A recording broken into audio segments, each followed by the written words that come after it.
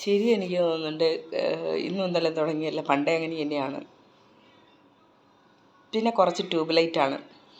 പിന്നെ എൻ്റെ രാഷ്ട്രീയം പറച്ചിൽ ഇപ്പോൾ കേട്ടാൽ വിചാരിക്കും എനിക്ക് രാഷ്ട്രീയത്തെക്കുറിച്ചെല്ലാം അറിയാമെന്ന്. ഇന്നലെ ഒരാളോട് ഞാൻ കയർത്തു, അതായത് പിണറായിയെ പറഞ്ഞപ്പോൾ.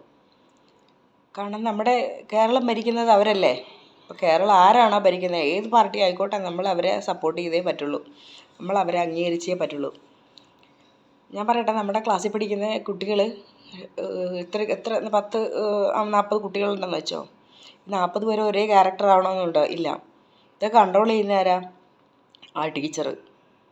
ആ ക്ലാസ്സിലെ കുട്ടികൾ മൊത്തം ഇതാക്കി കഴിഞ്ഞാൽ പലരും പല രീതിയിലാണ്. അപ്പോൾ അവരെന്ത് തെറ്റിയായാലും ടീച്ചറുടെ തലയിലാണ് നമ്മൾ കെട്ടി വയ്ക്കേണ്ടത്, അല്ലെങ്കിൽ പ്രിൻസിപ്പളിൻ്റെ തലയിലാണോ കെട്ടി വയ്ക്കേണ്ടത്? അവനവൻ ചീത്തയാവുന്ന അവനവൻ്റെ കാര്യങ്ങളാണ് എല്ലാം.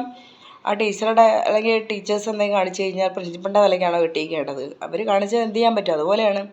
അല്ലാണ്ട് സഖാവ് ഒറ്റയ്ക്കിരുന്ന് അവിടെ ഇരുന്ന് ചെയ്യുന്നതല്ല. അതിൻ്റെ അണ്ടറിൽ എത്രയോ ആൾക്കാരുണ്ട്. ഓരോ പോസ്റ്റിലും ഓരോരുത്തരെ ഇരുത്തിയേക്കല്ലേ. അതിൻ്റെയും താഴെ ഒരുപാട് പേരെ ഇതാക്കിയിട്ടാണ് ചെയ്യുന്നത്. അല്ല, അവർ നേരിട്ട് ഇറങ്ങിയിട്ടല്ലല്ലോ ചെയ്യുന്നത്. എന്തുമുണ്ടാവാം, മനസ്സിലായി. അതൊക്കെ നമ്മൾ അക്സെപ്റ്റ് ചെയ്തേ പറ്റുള്ളൂ എന്ന് വെച്ചാൽ അങ്ങനെ ആയിപ്പോയി നമ്മുടെ രാജ്യവും. ജനാധിപത്യ രാജ്യമല്ലേ. പിന്നെ അതുകൊണ്ട് ഞാൻ അവർക്ക് റെസ്പെക്റ്റ് കൊടുക്കുന്നു. എന്ന് വെച്ചാൽ പാർട്ടീൻ്റെ ഇത് വെച്ചിട്ടല്ല, നമ്മുടെ കേരളം ഭരിക്കുന്ന ആരാണോ മുഖ്യൻ, പിണറായി. അപ്പോൾ പിണറായി സഹായനെ സപ്പോർട്ട് ചെയ്യുന്നു. നമ്മുടെ രാജ്യം ഭരിക്കുന്നത് നരേന്ദ്രമോദി, അപ്പോൾ അദ്ദേഹത്തെ സപ്പോർട്ട് ചെയ്യുന്നു.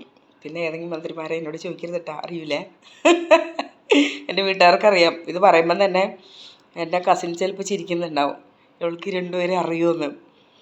കാരണം രാഷ്ട്രീയമൊന്നും ABCD അറിയില്ല. പക്ഷേ സഖാവിനെ എനിക്ക് പണ്ട് എനിക്ക് അത്ര വലിയ പിടുത്തമൊന്നുമില്ലായിരുന്നു. ഇപ്പോൾ പക്ഷേ സഖാവിനോട് എന്തോ ഭയങ്കര റെസ്പെക്റ്റൊക്കെ ഉണ്ട്. എന്താണെന്നറിയില്ല. ആളെ കാണാൻ വേണ്ടി ഞാൻ മാടായി പോയിണ്ടായിരുന്നു. മാടായി പോയിട്ട് കുറേയൊക്കെ നോക്കിയിട്ട് എനിക്ക് അടുത്തുനിന്ന് കാണാൻ പറ്റിയില്ല, എന്നാലും കണ്ടു. എന്നിട്ട് ഞാൻ ഏറ്റവും മുകളിലൊക്കെ വന്ന് നോക്കി. പിന്നെ ഞാൻ TV നോക്കിയതൊന്നും എനിക്ക് കണ്ണിന് പിടിക്കുന്നില്ല. അടുത്ത് അങ്ങോട്ട് വിടില്ല, എന്നാലും കണ്ടു, ഓൾമോസ്റ്റ് കണ്ടു. എനിക്കിങ്ങനെ നേർക്ക് ഇരുന്ന് കാണണമെന്നുണ്ടായിരുന്നു. എന്തോ ഒരു നമ്മുടെ നാട് ഭരിക്കുന്ന ഒരാളല്ലേ, കേരളം ഭരിക്കുന്ന ഒരാളല്ലേ, കണ്ട് കാണണം എന്നുള്ളൊരാഗ്രഹം. പണ്ട് EMS കണ്ടിട്ടുണ്ട്. EMS അല്ല, EMS എന്ന് വേറൊരാളുണ്ടല്ലോ, നമ്മുടെ EK നായനാർ. EK നായനാറിനെ കണ്ടിട്ടുണ്ട്. ഞാനന്ന് ചെറുതാണ്. അതെല്ലാം നേരിട്ട് കണ്ടിട്ടുണ്ട്. പിന്നെ സഖാവിൻ്റെ മരുമോനെ നല്ലോണം കണ്ടിട്ടാ. അന്നിവിടെ കണ്ണൂർ വന്നപ്പം അങ്ങനെ ഇങ്ങനെ എല്ലാവരും നോക്കി കൈ കൊടുത്ത് പോയി. സഖാവ് പക്ഷേ വണ്ടിക്കകത്തായിരുന്നു. പിന്നെ നരേന്ദ്രമോദിയൊന്നും കണ്ടിട്ടില്ല. പിന്നെ ആരൊക്കെ വന്നാലും പോയാലും കൊള്ളാം, എനിക്കെൻ്റെ ജോജു കഴിഞ്ഞിട്ടേ ഉള്ളൂ എന്തും. മനസ്സിലായല്ലോ. ജോജും ഞാനും ഒറ്റക്കെട്ടാണ്. ജോജു അത് പാർട്ടിയാണെന്നും അറിയില്ല, ഒന്നും അറിയില്ല. ഇന്നലെ അവൻ പറയുന്നില്ല, ജോജു സിനിമ അഭിനയിച്ചതെന്ന് അവൾക്കറിയില്ല, ജോജുവിൻ്റെ ഫുഡ് അറിയില്ല, ഒരു തേങ്ങ പോലെ അവൾക്കറിയില്ല. അവൾ എന്നിട്ട് ജോജുവിൻ്റെ ഫാനാണ് പോലും.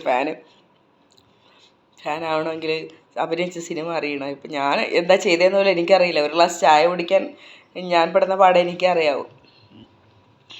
അപ്പോഴാണ് ജോജു അഭിനയിച്ച സിനിമ, ജോജുവിൻ്റെ സിനിമേൻ്റെ ഓരോ മൈന്യൂട്ടായിട്ടുള്ള ഇതും എനിക്കറിയാം.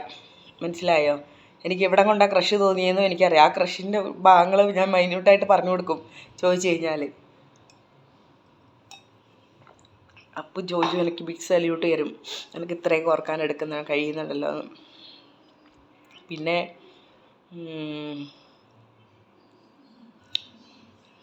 എനിക്കിത്രയും എനിക്ക് എൻ്റെ ബ്രെയിൻ ചെറിയ സ്റ്റക്കുണ്ട്.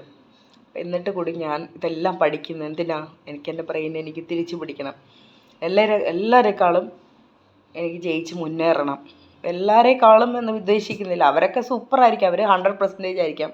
എന്നാൽ അവരുടെ അടുത്ത് 50 എങ്കിലും എനിക്ക് എത്തണം എന്നുള്ളൊരു വാശി എനിക്കുണ്ട്. പിന്നെ എനിക്ക് എൻ്റെ ബ്രെയിനെ എനിക്ക് പവർഫുള്ളാക്കണം എന്നുള്ള ചിന്തയുണ്ട്. സ്റ്റക്കായത് ഒരു കണക്കിന് നന്നായി എന്ന് ഞാൻ ചിന്തിക്കുന്നു. മനസ്സിലായോ? നമ്മളെപ്പോഴും ഒന്ന് വീഴുന്ന നല്ലതായിരിക്കാം. ചായൻ്റെ ഏട്ടാ, നമ്മളെപ്പോഴും ഒന്ന് വീഴുന്ന നല്ലതായിരിക്കാം. നമ്മൾ വീണെണീച്ചാൽ വീണ് എണീച്ച് വരുമ്പോഴേ നമ്മൾ നടക്കാൻ പഠിക്കുള്ളൂ നല്ലോണം. വീണ് എണീച്ച് വരുമ്പം നമുക്ക് അയ്യോ എന്തായാലും എണീക്കണമല്ലോ, നടക്കണമല്ലോ, എ സി ഒന്ന് ഓഫാക്കോ, അയ്യോ നമുക്ക് നടക്കണം, ഇങ്ങനെ ഇരുന്നാൽ പറ്റില്ലല്ലോ എന്ന് വിചാരിക്കും. ഇങ്ങനെ ഇരുന്ന് നമ്മൾ എത്ര നാളിരിക്കും എന്നൊക്കെ ചിന്തിക്കില്ലേ. അപ്പം അതുപോലെയാണ്. അപ്പോൾ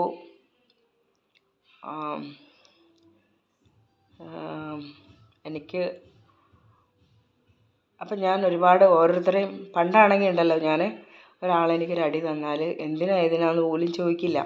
ഞാൻ അടി ഇങ്ങോട്ട് ശരി നിങ്ങൾ അടിച്ചല്ലോ ഞാൻ വാങ്ങിക്കൊണ്ടെങ്കിൽ പോരും, പോട്ടെ എനിക്കിന്നെ അടി കൊണ്ടാൽ എനിക്കൊരു അടി തന്നാൽ അയാളെ സങ്കടം തീരുമെങ്കിൽ അവൾക്ക് തീർന്നോട്ടെ എന്ന് വിചാരിച്ചിട്ട് ഞാൻ പോരുന്ന കൂടത്തില്ല. ഇന്നങ്ങനെയല്ല. ഇന്ന് കൈ പൊക്കാനേ കൈ പൊങ്ങുള്ളൂ. ആ കൈ ഞാൻ തിരിച്ച് പിടിച്ച് വളച്ചൊടിച്ചിരിക്കും, മനസ്സിലായോ? അപ്പോൾ ഇന്നത്തെ ഞാനും അന്നത്തെ ഞാനും ഏതാ നല്ലത്? ഇന്നത്തെ ഞാനല്ലേ. യെസ്.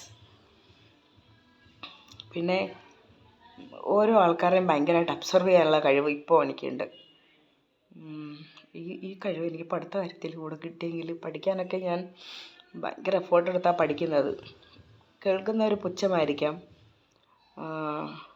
ഇതിനെക്കുറിച്ച് അറിയണമെങ്കിൽ നിങ്ങൾ ആധികാരികമായി ഗൂഗിളിലൊക്കെ സെർച്ച് ചെയ്താൽ മതി. പിന്നെ ഇല്ലെങ്കിൽ നല്ലൊരു ഡോക്ടറെ കണ്ടാൽ മതി. എന്താണ് ഡോക്ടർ, എൻ്റെ വീഡിയോ കാണിച്ചു കൊടുത്തേക്ക്, ഇപ്പോൾ ഡോക്ടർ പറഞ്ഞു തരും. ഞാനങ്ങനെ, അതുകൊണ്ടാണ് ഞാൻ എല്ലാവരോടും പറയൽ,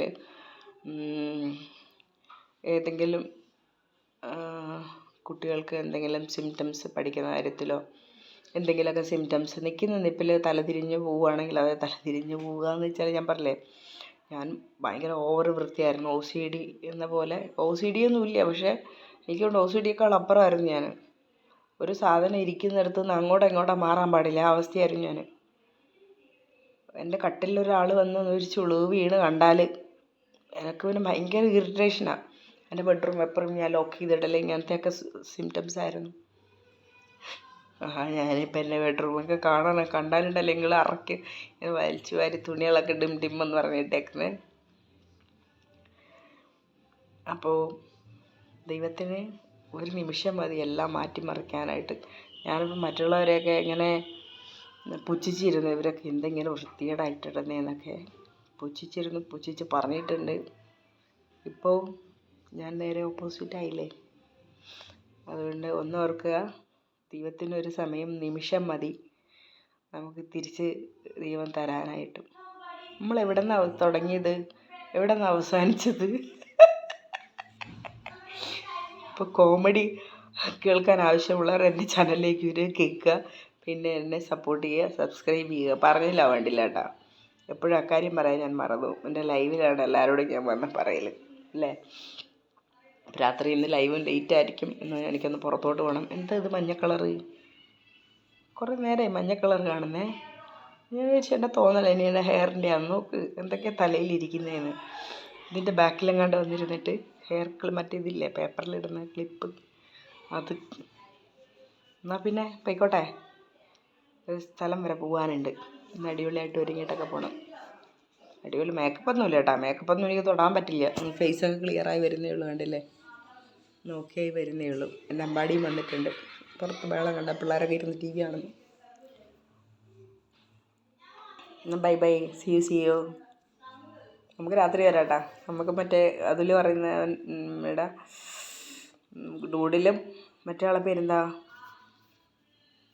നിന്നെ മറന്നു കേട്ടോ. എന്നാലും ഒരു ദിവസം ഇല്ലാതായപ്പോഴേ മറന്നുപോയി.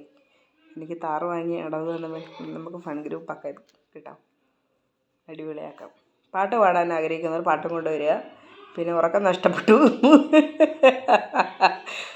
ഡോക്ടർ, എൻ്റെ ഉറക്കം നഷ്ടപ്പെട്ടു, ഡോക്ടറല്ലേ അല്ല അവൾ കാരണമെന്ന് പറഞ്ഞ് കംപ്ലൈൻറ്റും പറഞ്ഞു വരരുത്, ഞാനിപ്പോഴേ പറഞ്ഞേക്കാം. അവൾ പാടി എൻ്റെ ചെവി അടഞ്ഞു പോയി, എൻ്റെ തലയിലെ കിളികൾ പോയി എന്നൊന്നും പറഞ്ഞേക്കരുത് എൻ്റെ പാട്ടും കേട്ടിട്ട്.